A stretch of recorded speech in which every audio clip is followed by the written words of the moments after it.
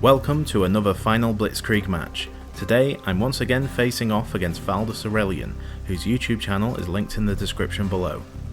We've set up a semi-historical scenario inspired by the British capture of Hamburg in the final weeks of the war. I'll be commanding the Luftwaffe's 1st Parachute Army, while Valdus will lead the British 7th Armoured Division.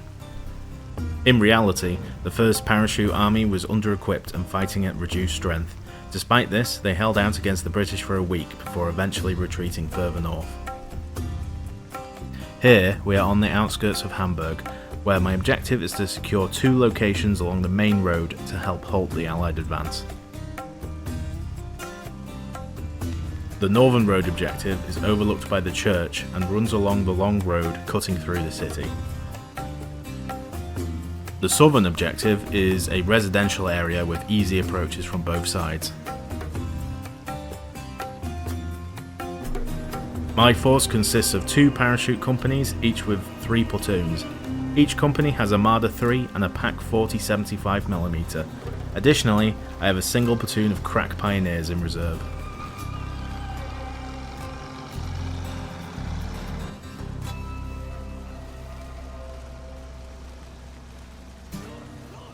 Last but not least, we're bringing some 37mm flak, as the Allies have total air superiority, and after all, we are playing the Luftwaffe. The plan for this game is straightforward. Unlike in previous matches, I'm going to take more of a cautious approach and avoid rushing the objectives. 1st Company will work to secure the long road running east to west. Then, prepare for an assault on the church, where the British are likely holding out. This will be supported by off-map 150mm howitzers and on-map mortars. Meanwhile, 2nd Company will secure houses and spotting positions east of the southern objective and hold their ground. In the last game, I rushed to take the objective and my troops were slaughtered while trying to set up. This time, I'm aiming to avoid that mistake. The crack pioneers will hold back and respond as needed to any weaknesses in the plans of the other 2 companies. As 1st Company enters the city, my priority is to position the Pak 40 to cover the main road. What I don't anticipate is how long it takes to set up an anti-tank gun.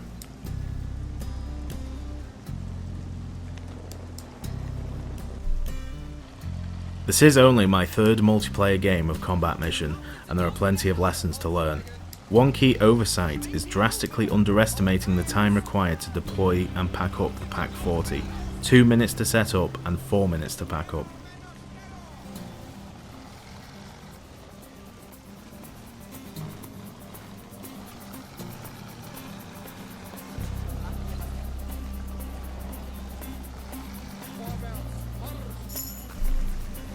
First Company reaches its staging ground for the attack on the church, with the Marder positioned in a keyhole firing spot.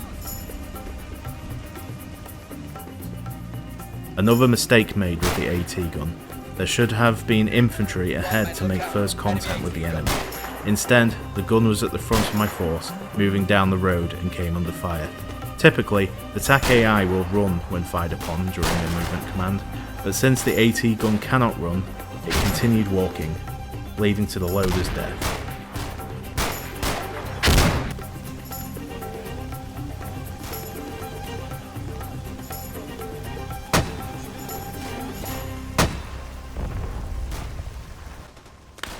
This would have been an excellent position to deploy the gun, if not for the British riflemen already in place, ready to rain fire down on it.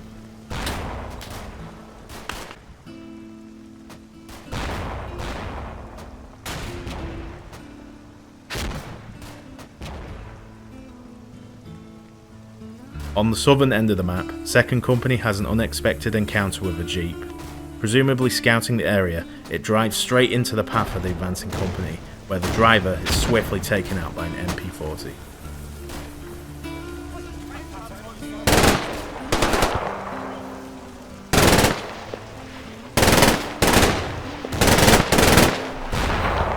Second Company advances further, only to discover that the British have already established strong defensive positions on the objective. In hindsight, having a scouting vehicle of my own might have prevented the casualties that followed. The British core firepower at this position comes primarily from their Bren guns.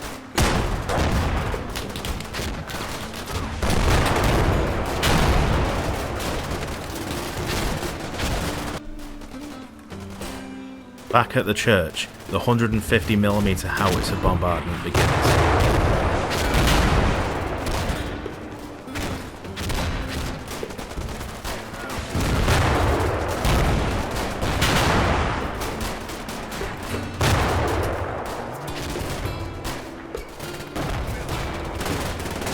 A firefight erupts in the courtyard between two buildings east of the church.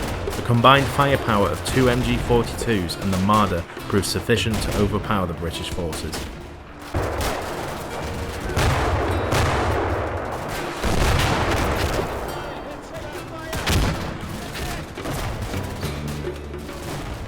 Second Company's advance on Objective South is completely stalled as Bren carriers in keyholes pin them down. The British grow confident and reveal some of their tanks, starting with a Cromwell that begins laying down fire on occupied buildings.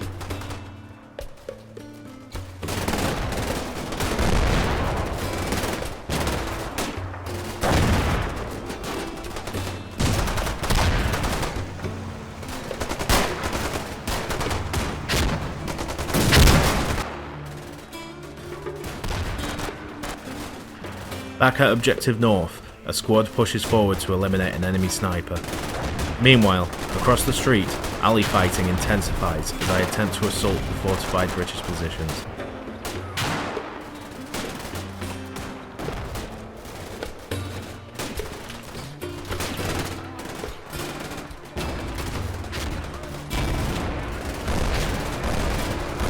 Preparation for the attack goes poorly, as I quickly lose track of the British tanks.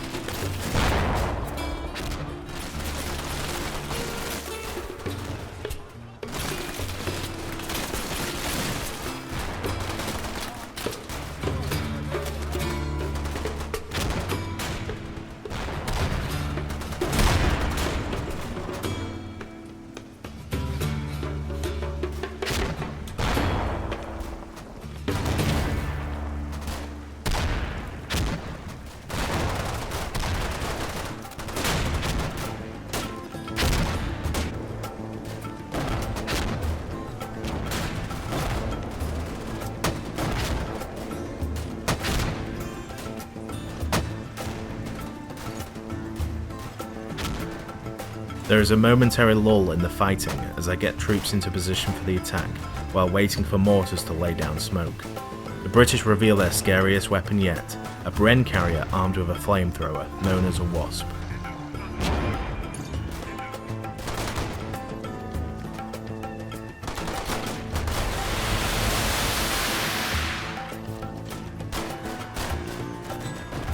Luckily, a well-positioned Marder takes it out before it can cause real damage.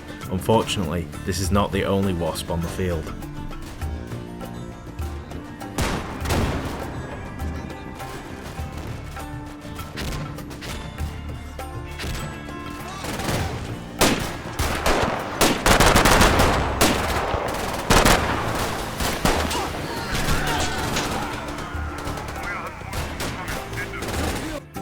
I bring up the flak to North Road to lay down fire on the approaching infantry. Unfortunately, its time in the field is short-lived, as the flak has no protection against small arms fire and is forced to retreat. The Pak-40, deployed at the start of the game, finally has a target, but its angle of deployment leaves much to be desired.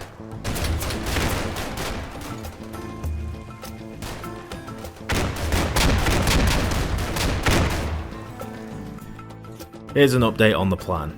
The North Objective and Church have been softened up by the 150mm howitzers.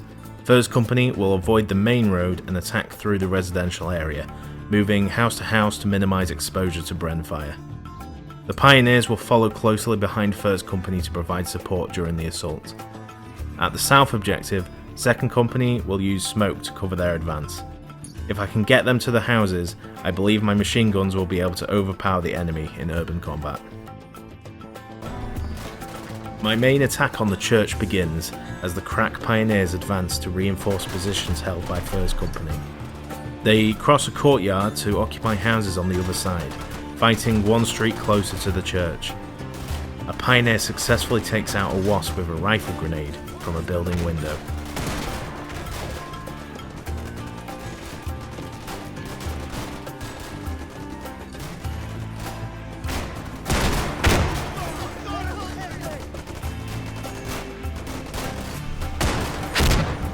With smoke in place, the attack on South Objective begins simultaneously. Some squads manage to cross their street, with the British blinded by the smoke, while others take casualties.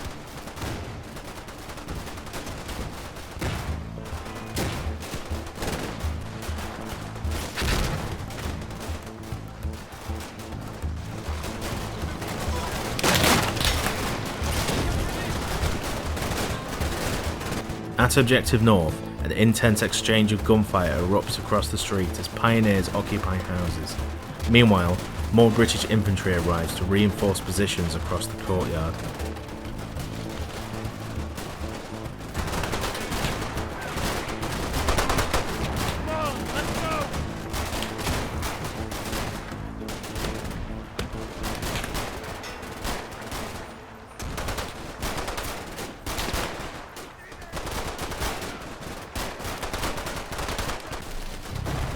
The area surrounding the church turns into a bloodbath for both sides. A third wasp is spotted, but a pioneer armed with a Panzerfaust takes it out.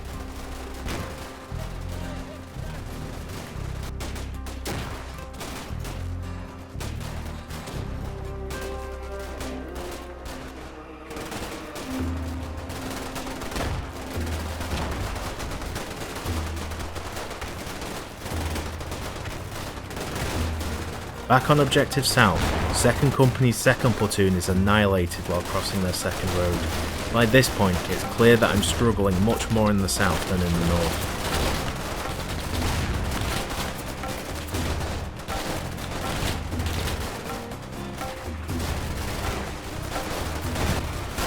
The few men that do make it don't stand much of a chance in their respective firefights.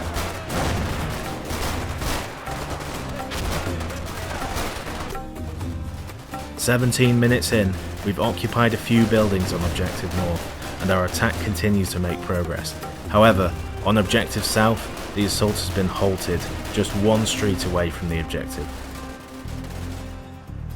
At this point, it's clear the British lack air support, so I deploy the 37mm for anti-infantry duties, and it proves to be quite effective.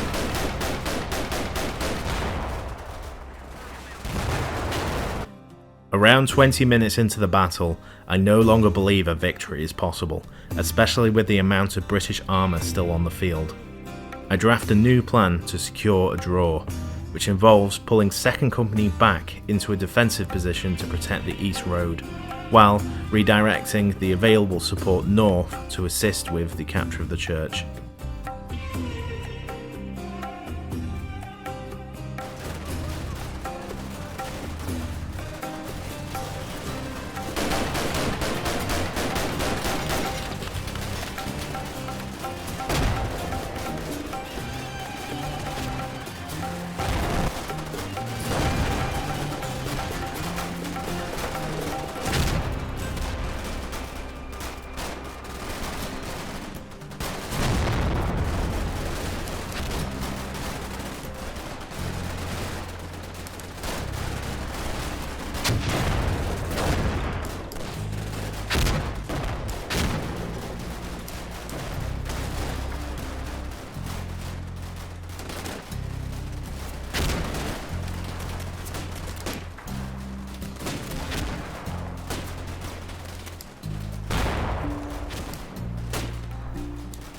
I then experience a couple of bizarre engagements. The 37mm flat gun targets a Cromwell, damaging some subsystems but failing to rattle the crew, who quickly retaliate. Meanwhile, a mortar section refuses to throw their grenades at a Bren carrier and pays the ultimate sacrifice.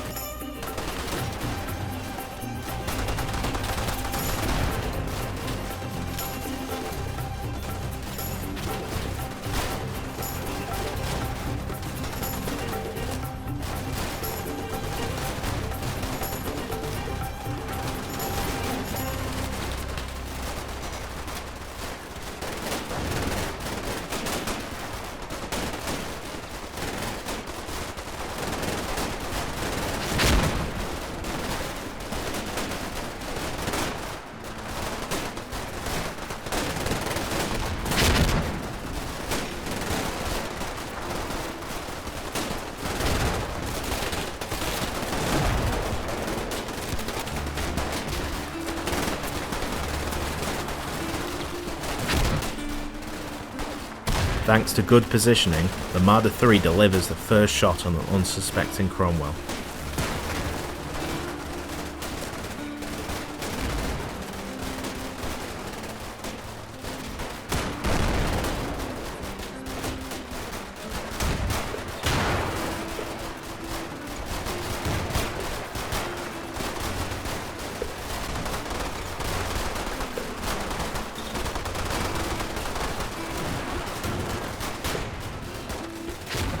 With casualties mounting, I was losing fire superiority over Objective North. It was only a matter of time before Valdus positioned his tanks to destroy the buildings my men were occupying.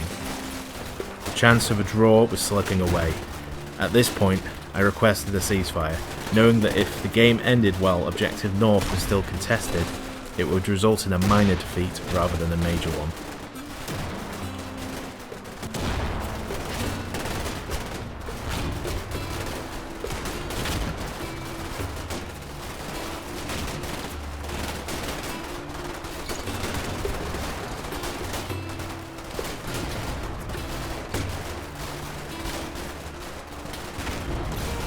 The unfortunate gunner of this Marder is decapitated by a 17-pounder before the vehicle is destroyed.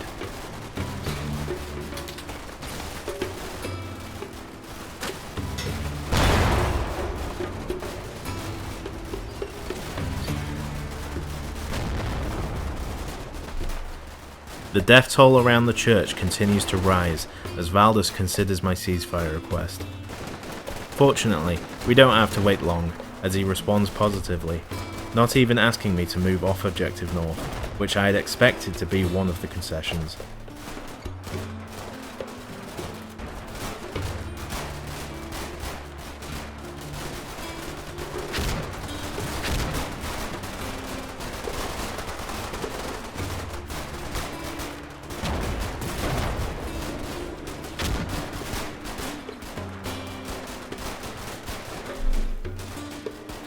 The end result was a British minor victory, with my presence on Objective North preventing a major defeat. Once again, I had a lot of fun playing against Valdus and enjoyed the semi-historical aspect of the battle. I learned a lot during this engagement and hope to eventually secure a win one day. But for now, thank you for watching.